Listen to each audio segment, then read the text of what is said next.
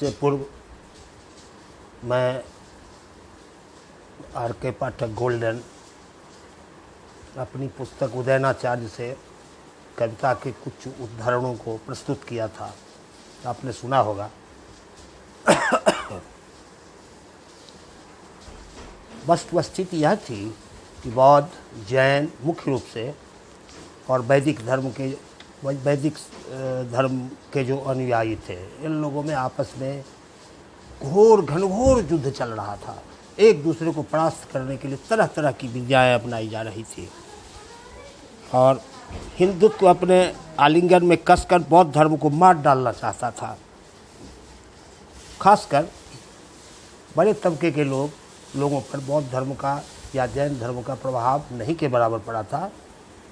जो छोटी जाति के लोग थे उन पर इसका ज़्यादा प्रभाव पड़ा, क्योंकि जाति प्रथा बौद्धों में नहीं रह गई थी, उन्होंने तोड़ दिया था, वेद को नहीं मानते थे। और अब देखिए, एक से एक संप्रदाय का आविष्कार होने लगा। कभी बौद्ध धर्म शैव को परास्त करते थे, कभी शैव धर्म जैन धर्म को परास्त करते थे, वैदिक धर्म बना आपस में सब उलझा हुआ था। और गुह्य विद्या, तांत्रिक साधना, तंत्र साधना इत्यादि माध्यमों से एक दूसरे को परास्त करने की होड़ लगी हुई थी। सुनकर बड़ा आश्चर्य होगा कि एक जगह हमने देखा था, प्रबोध चंद्रोदय नाटक में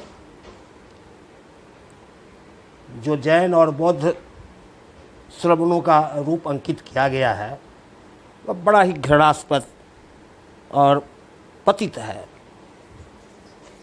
अब देखिए, जैसे उदाहरण है कि दिगंबर पहुंचता है, एक नाटक है, दिगंबर पहुंचता है और कहता है कि ओम नमो अरिहंतानम अरिहंतानम, आकाश की ओर देखकर कहता है, अरे रे श्रावकों सुनो, हमारे इस मलमय पुद्गल पिंड की सब प्रकार के जलों से भी कैसे शुद्धि होगी। पर आत्मा विमल स्वभाव है, इसका ज्ञान ऋषि परिचर्या से होता है। क्या कहते हो, यह ऋषि परिचर्या कौन सी है? तो फिर सुनो, दूर से दंडवत करो और सत्कार पूर्वक उन्हें मिष्टान्न भोजन दो। यदि वे तुम्हारी स्त्रियों से अति प्रसंग करें तो अपने मन में ईर्ष्यामल उत्पन्न न होने दो। अब देखिए, यह कितना घृणास्पद बात है। अनंतर भिक्षु रूपधारी बुद्धागम, बौद्ध मत का प्रतीक, हाथ में पुतला लेकर, हाथ में पुस्तक लेकर प्रवेश करता है, विचार करते हुए, भोह उपासकों, सब पदार्थ क्षणस्थायी और अनात्मक हैं।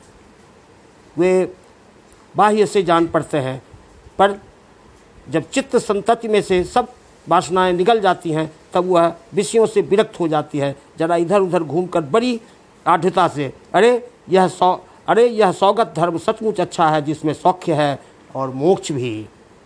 सोने को उत्तम आवास, अपनी पसंद की बनियों की स्त्रियां, नियमित समय पर मिष्ट भोजन, उत्तम बिछौने, श्रद्धा से स्त्रियां पूजा करती हैं और इस प्रकार बड़े आराम से चांदनी रातें कट जाती है। एक शांति उसका नायक है, कहता है कि सखी यह बुद्धागम है। भिक्षु आकाश की ओर देखकर कहता है, रे उपासकों और भिक्षुओं, भगवान सुगत का यह वचनामृत सुनो। फिर पुस्तक पढ़ते हुए कहता है, मैं दिव्य चक्षु से लोगों की सुगंध और दुर्गंध देखता हूँ, सब संस्कार क्षणिक हैं, आत्मा स्थायी नहीं। इसलिए भिक्षु स्त्रियों से अति प्रसंग करें तो भी ईर्ष्या न करें, कारण ईर्ष्या चित्त का मालिन्य है। अब बताइए कि इस तरह की होड़ लगी हुई थी, प्रतियोगिताएं थी कि हम क्या क्या करके एक दूसरे को परास्त करें। निम्न स्तर की बातें भी उठाने में कोई परहेज और संदेह नहीं था, और शास्त्रार्थ चलते रहता था, पुस्तकों के माध्यम से या ऐसे ही नाटक लिखकर या आपस में शास्त्रार्थ चलते रहता था। तो उसी शास्त्रार्थ के क्रम में यह उदयनाचार्य की जो पुस्तक है वो कहते हैं कि ना हम हारे ना तुम हारे, फिर कौन बनेगा धर्म घटक। ना हम हारे ना तुम हारे, फिर कौन बनेगा धर्म घटक।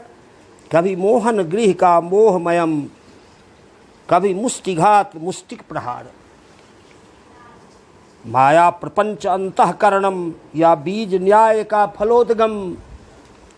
जब सृष्ट जगत में विपुल कार्य सबका विकास अपना विकास, तब चित्त वृत्ति या चित्त सचिव संविद क्यों नहीं प्रस्फुट क्यों अंशवास। यह सृष्ट जगत नहीं दृष्ट जगत सब भूत अनागत अंधतमस। यह सृष्टि जगत नहीं दृष्ट जगत सब भूत अनागत अंधतमस। यह वर्तमान है आनंदम है त्याग ज्ञान और आत्मवनम। हे प्रकृति जगत अनुकूल फूल चेतनता नियमित धूल भूल भूल भूल। हे प्रकृति जगत अनुकूल फूल चेतनता नियमित भूल भूल।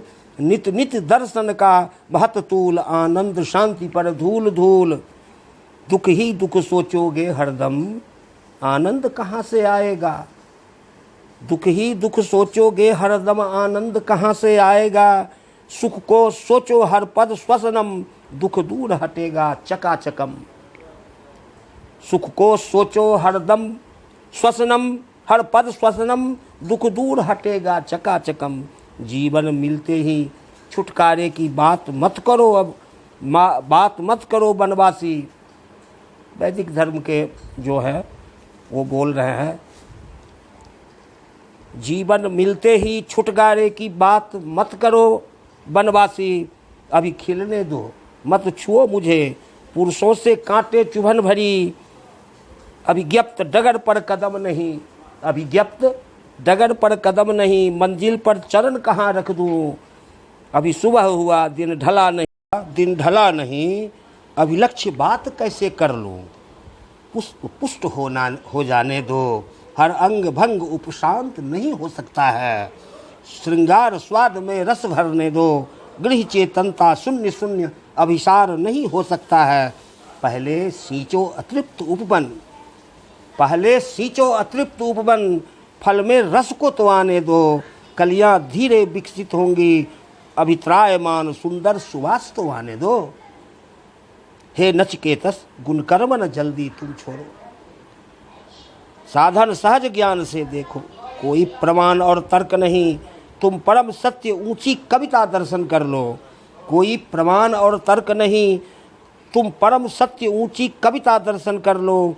अमृत विष की पहचान नहीं त्रैविद्य धूम से आओ तृप्त करूं कैसे। आनंद सत्य और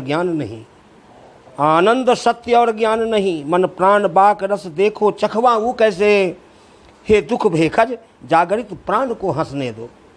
हे दुख भेखज जागरित प्राण को हंसने दो। मध्याह्न तभी बिखरेगा परिभोग्य सोम को जलने दो। उन्मादित अग्नि का चिर विलास निखरेगा। परिभोग्य सोम को जलने दो उन्मादित अग्नि का चिर विलास निखरेगा। बासंती का पिक पंचम स्वर कानों में छेड़े मधुरतान। बासंती का पिक पंचम स्वर कानों में छेड़े मधुरतान। नियताप्ति मद को उन्मादित होने दो संध्या की लाली हंसती है। नियताप्ति मद को उन्मादित होने दो संध्या की लाली हंसती है। कलरव कोलाहल शांत हुआ अज्ञान रूप आतुरता को इठलाने दो। महाप्रतापी नृग नरेश मिथिला का गौरव अति विशाल। भामती ग्रंथ महनीय कीर्ति था वाचस्पति का कार्यकाल। पंडित महान सब तंत्र रहित उन्मित ईश्वर का व्याप्ति ज्ञान। हर तर्क तात्पर्य टीका सब समित कुतर्क या महासान।